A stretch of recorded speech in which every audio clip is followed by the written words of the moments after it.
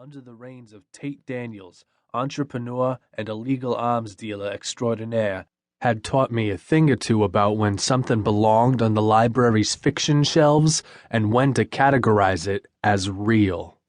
And the threat of my life had non-fiction written all over its cover. One of the roustabouts tossed me a narrow-eyed look, trying to get a read on me, no doubt, and I stared right back at the little shit. I might be keeping my guard up, but that didn't mean I was sitting here wallowing away in fear of my impending death. People lived, then they died. That was life. And as the overseer of this godforsaken shipment, it was my duty to keep things running smoothly. We'd had imports and exports to manage, inventory to distribute, and cash to launder.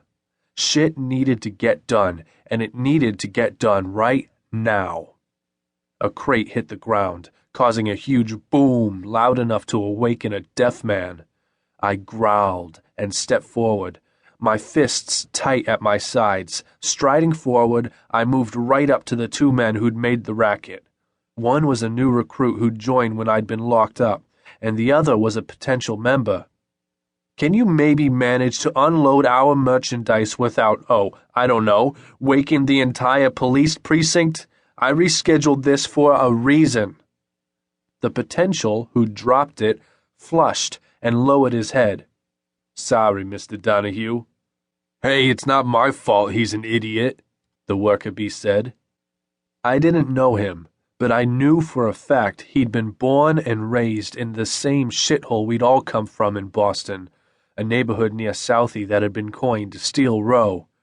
Probably in his 20s, he was the same redhead who'd been eyeballing me earlier. His glare filled with an unspoken challenge. He wore a baggy shirt, a pair of ripped jeans, and a bad attitude.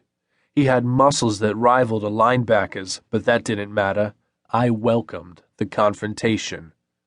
The challenge. That's what I used to like about this job. It kept me on my toes, but everything was too damned easy now. It bored the hell out of me. I cocked my head and crossed my arms. "Is that so? Maybe you guys should get rid of the wink links every once in a while, and this kind of shit wouldn't happen. What was Scotty thinking, sending you here to run things you know nothing about? Exactly how long were you in for, anyway?" I closed the gap between us and stared the man down. He wanted to challenge the bear, then he'd get the bear. Loyalty is rewarded, you little shit. I did my time, and I kept my mouth shut. If the ATF came swooping in here right now, could you do the same? The man didn't speak. "Answer me!" Without another word, I unholstered my SIG P229 and pressed it dead center to his forehead. My voice was calm and deep, and I made sure to speak slowly. Because the way I see it, there's only one other option in this world. Staring him down like the rat he was, I tightened my grip on the trigger enough to make him sweat. "So, you tell me, what's it gonna be?" The man swallowed hard but didn't back down. I almost admired that, but he was too much of a dipshit to appreciate the value of his courage. Instead of answering my question properly so his brains didn't end up on the dirty docks, he asked, "You gonna pull that trigger?" My finger twitched even more. For a second, I wanted to do it just to shut the idiot up. A little peace and quiet would do a hell of a lot for the headache building behind my eyes. But even though I knew I was in charge here tonight, this was my brother's crew. It wasn't my job to decide if I needed to rid us of yet another fuckwit.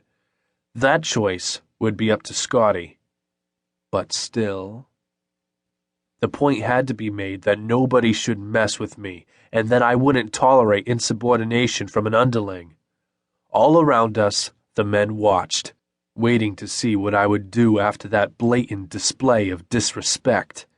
I'd been challenged, and it was time to show the rest of them why they shouldn't do the same. Forcing an easy grin, I shrugged and slid the gun back into my holster. "No, I'm not."